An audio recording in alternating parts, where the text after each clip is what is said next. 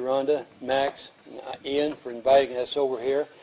My name is Doug Leatherbury. My son Ben is sitting here with me, and I appreciate going first. I don't like to go first, but today we're on our way up to Annapolis, and we're going to go up there this evening, and take some of Clarence's his bed and some other things up to his apartment. He's in the third year in law school up there and just moved into a new apartment up at Riley Towers. So I want to thank you, Rhonda, and Max and Ian for inviting us to this event. I'm Doug Leatherbury. I'm running for state representative, District 73. That includes all of Washington County and parts of 5 counties around, Jackson County, Orange County, Lawrence County, and parts of Clark County and Jackson County.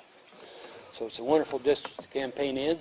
A lot of great farms in it, and I like to go in and see the farms and pull in and see what's going on, what the new farming techniques are. We've talked about farming here today. So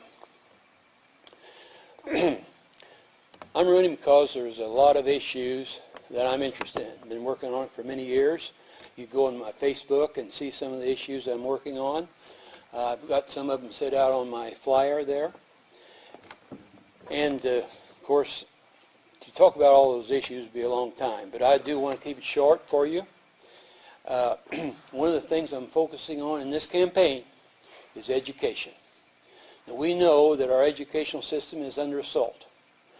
Public education in Indiana and throughout the United States is the foundation for our great progress that we've had. Our forefathers recognized that if we were to be a great country, we had to have an educated population. And in our first Constitution in 1816, it was provided that all Hoosiers would have a free public education from age 7 through college. And that's the reason you've been able to send all your children to Purdue and IU for free all these years. I'm sure you've enjoyed that. Well, it didn't happen, did it?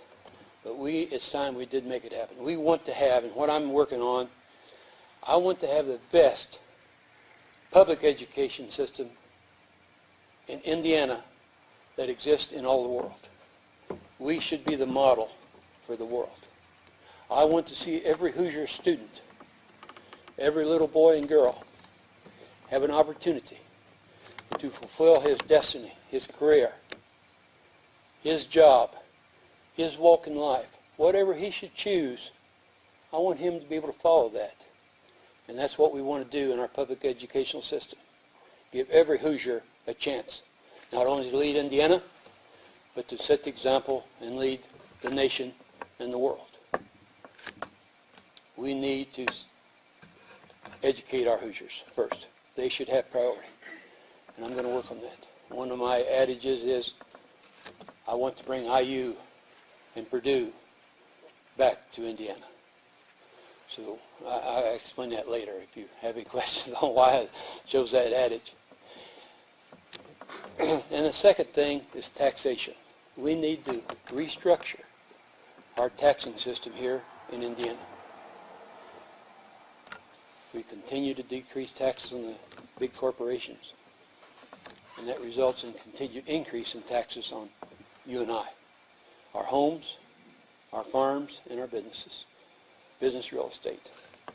When they talk about lowering taxes on business, of course, they're not talking about our businesses, our little businesses. And I want to reduce real estate taxes on homes, farms, and businesses. In fact, eventually I want to eliminate it all. That's not a fair way to tax. We've worked hard. We've earned a little bit of money. We've bought our home, our farm, our business real estate. And now they start taxing it again. Now, if we took that money and put it in the bank, it wouldn't have been taxed.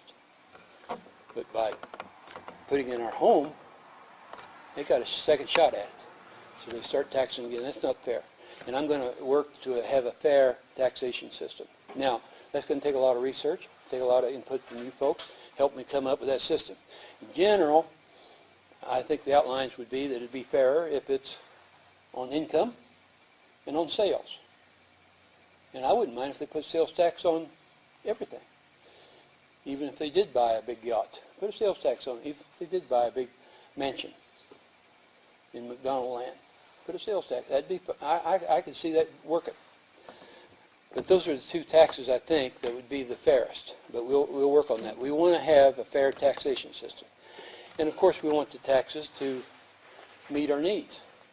And right now we know spending is out of control in every level of government. And I want to get that back in control so we can afford to do the things we can do, and then the extra money we'll put in our own pocket. Not allow some bureaucrat to spend it for us on something that we don't even know where the money's going. Every agency of government, of course, gets bigger and bigger and bigger. And the idea being, when you talk to these bureaucrats, they actually want their agency to grow. They want it to grow. On our little farm, there's a 6-mile highway on State Road 166, only 6 miles long. It goes from 6 mile down to 0, down to the Ohio River where the ferry boat landing used to be. And there were three nice concrete bridges on that road. Bridges that hadn't been there very long, maybe some of them, maybe a couple of them, maybe 50 years. And they tore all those bridges out, replaced them with new concrete bridges at vast millions of dollars. And I cannot say the new bridges are better than the ones they took out. In fact, I know in one instance it's definitely not better, definitely worse. But that's the way they spend their money. And I'd like to see that kind of thing stopped, if I can. So those are the two things that I'm really interested in. I do want to thank you, Rhonda, for Indiana Proud. I want to thank your husband for helping and support you on that, and your family. Your Indiana Proud has brought a lot of information out to us that we need. I want to compliment the Libertarian Party for what they've done for the last 50 years, adding to our political discourse. It's been a great thing for us. It's given us new ideas, kept those ideas out there, ideas that I've already had anyway, I believe, as a Jeffersonian Democrat. These are things we agree on. And I want to get the Democrat Party back to its original foundation so that we can really rebuild our country. And so, during my years in politics, and I've been in politics all my adult life, haven't been a very great success at it, but I've kept working at it. And in '98, I was the Democrat nominee for state clerk. I got to go all over the state, campaign with Evan Bayh and Frank O'Bannon, and it was a wonderful experience. Clarence went with us. He was 9 years old at the time, and he really enjoyed it, and they enjoyed having him on the campaign trail. And one thing I've observed during these campaigns, one theme comes up. This is probably the most important election we've ever had. And the next election, this is probably the most important election we've ever had. And the reason that is because our country's been in decline. Each time we're a little worse off than we were 2 years before or 4 years before. So we recognize this is even more important than the one we just had. And now here we are in 2014. I feel this may be also the most important election we've ever had. Because if we don't get it stopped now, I don't know if we ever have another chance. This may be our last shot. As you know, in Indiana, we have 31 Democrat members of the Indiana House. It takes 34 to break quorum. We can't break quorum. In Indiana, it takes 17 state senators to break quorum. We have 14. We cannot break quorum. The Democrat Party is irrelevant. The Republican Party has taken over. They have control of everything. And if you got to control the legislature, you basically got control of everything. We can talk at the McDonald's, we can talk at Arby's about this and that, but you have to be in the legislature to make real change. That's where the change is made. That's where the laws are made, and that's where the laws are changed. We have to do it there. And we can, in the last 2 years, we couldn't do a thing. Democrats couldn't do it. So we're fighting hard to get over that hump, to eliminate that supermajority they have. We've got to get 3 more members of the House. And that's where I want to come in and try to add one of those 3. I think we have a good shot at doing it. But I need the help of every single citizen in this state or my district, to help get that message out and vote. We're trying to really build up the vote this time. So I'm encouraging you to, if you can, consider voting for me and for state representative. I really appreciate it, District 73. Every vote counts, and we can truly make a difference. I believe we can. Because I believe, as an attorney, I've always had to work with the other side to try to come with a consensus. And I think possibly I could do that with the Republicans. I think I agree with the Republicans on a lot of issues. I think they would agree with me.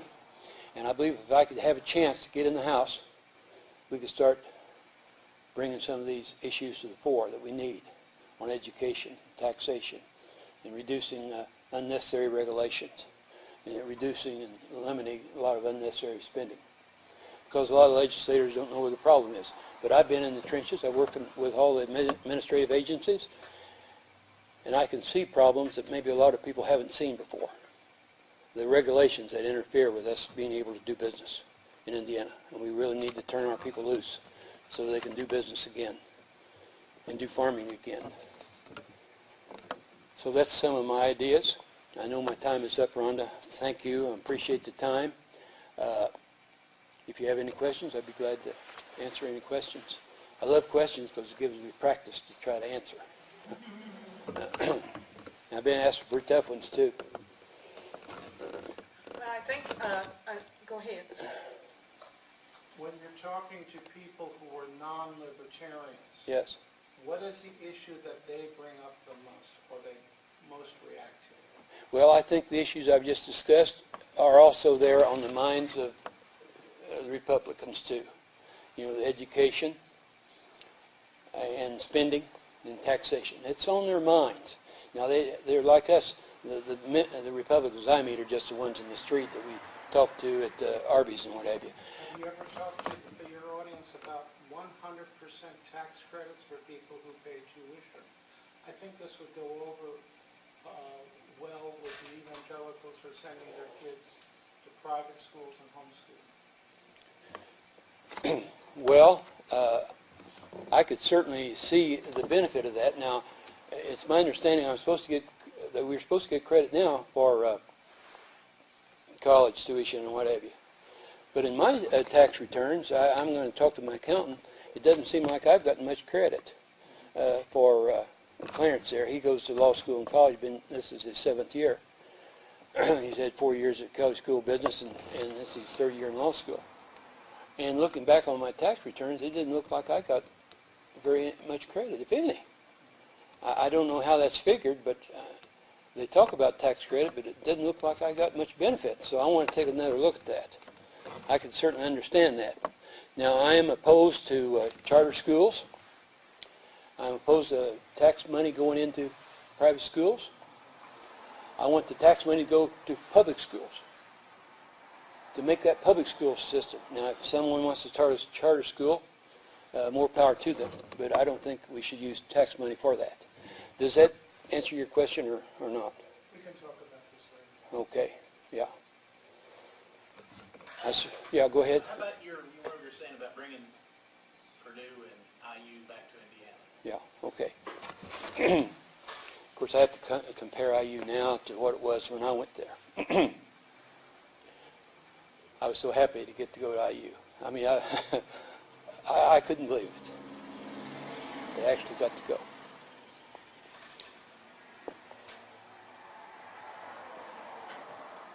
It was like a religious experience for me.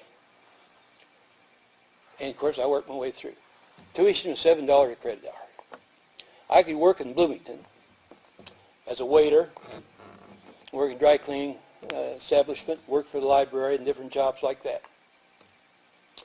My best job was a fireside restaurant as a waiter. You got about $50 a night in tips.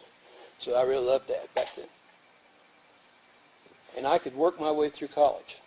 Tuition started, I'd save my money, and when the tuition bill came that next semester, I'd have it there. If I was $100 short, my dad would send it to me. So I worked my way through college like that. But today, a student has to make about $40,000 a year to work his way through college. Now, how can anybody do that? Now, if you go to IU and Purdue, they're really proud of their public-private contracts. these big contracts they make with big companies. They come in there to do research that they used to do in-house. Now they're doing it at Purdue and IU and other universities around the country. I'm guessing, speculating, that you and I are paying a lot of the bill for that. You see all those high-powered people there. Today, a Kelley School business professor will make about $175,000 to $200,000 a year, teaching maybe 15 hours a week, a week. So I'd like to take another look at that. Number two, 60% of the students at IU are in-state. I think it's around 37% out-of-state and foreign. Now, the reason they want all those out-of-state and foreign is because they pay twice the tuition that Indiana State pays. So they want that money coming in. And I say, well, look, if we can't get our students in because of the tuition, let's raise it on Indiana too. I want our Indiana students to go. I don't want them to be excluded from IU and Purdue because they don't pay enough tuition. But of course, around about, I'd like to get that tuition back down so we could all afford it. But I don't like to see IU or Indiana students excluded from getting a college education because they don't pay as much as some foreign student from Iran or Egypt or China pays. You see, I want to get our Indiana. If you go to IU Law School now, you'd think you were in Indonesia, you know. You wouldn't realize you were in Indiana. And the same in Purdue. My opponent, Steve Davison, wonderful person, as you know. His daughter graduated my son. First in her class, she wanted to be a veterinarian. She went to Purdue to be a veterinarian. They would not let her in veterinary school. Didn't have room for her. I tell you, and now she's moved on. She doesn't want to go to veterinary. She's already, got her master's, moved on. But see, she should have been in veterinary school. They should have asked her to come in, welcomed her in with both arms, a number one student in her class, and could not get in Purdue's veterinary school. And we needed her there. How many doctors has Washington County graduated in the last 10 years? How many? I think only one that I know of. I had a doctor come into my office not long ago, foreign doctor, and he gave me an examination for insurance and everything. And so I asked him, I said, why is it we have to have so many foreign doctors? Why can't Indiana have their own doctors? And he said, well, that's simple. I'll explain it to you. Number one, Hoosiers aren't smart enough to go to medical school. Number two, Hoosiers don't have enough money to go to medical school. Number three, these companies, hospitals and insurance companies, they can outsource doctors a lot cheaper than they can educate them here. So they just bring them in by the boatload. So then when you go to a doctor, you don't get to go to your Indiana doctor very often. And I want to change that. I'd like to see our Indiana students become doctors. West Washington, think of the doctors they could have had in the last 10 years if they had just got them into medical school. And so forth. And same with law school. You can't get into Indiana Law School very well. I thought that it would be natural for my son to go to IU, Bloomington. I really wasn't crazy about it in a way. I wanted him to go to Annapolis because that's where the action is, and that's where he went. But I found out how hard it was. They told me, well, we're not a legacy school. We don't take a student just because his dad went here. Oh, okay. So that left Clarence out there. So I told him, don't worry, Clarence will be in the top 10% of his class. It doesn't matter where he goes. Thank you, David, for that question. Gives me a little practice. Anything else that didn't answer? No. Mr. Fry, I know you're running for Congress, and I compliment you for that. It's always been a dream of mine to run for Congress, but couldn't do that, so I'm going to run for state representative. Some of it's fun, some of it's kind of a nightmare. You're talking right, it is. Yeah. Yeah, I really enjoy it. I'll tell you that. I enjoy running for office. I enjoy being able to come to meetings like this and having a nice dinner and no charge. Really enjoy that. You and John Foltz. Yes, right. John and I are a lot alike along that line. That's all right. It's a local joke. It's a local thing. Okay. But no, I want to thank you for coming down and giving us this information, and I thank you for being here. Yeah. Thank you so much. Thank you. Thank you very much. Well, we'll head to Indianapolis then. Well, you go, baby. All right. Thanks a lot. Thank you.